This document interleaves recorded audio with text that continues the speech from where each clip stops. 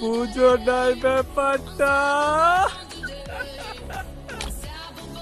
না, আমি বিশ্বাস করি না। আমার ভুল হয়েছে, আমাকে ক্ষমা করে দিন। মামা, তুমি তো সেরা।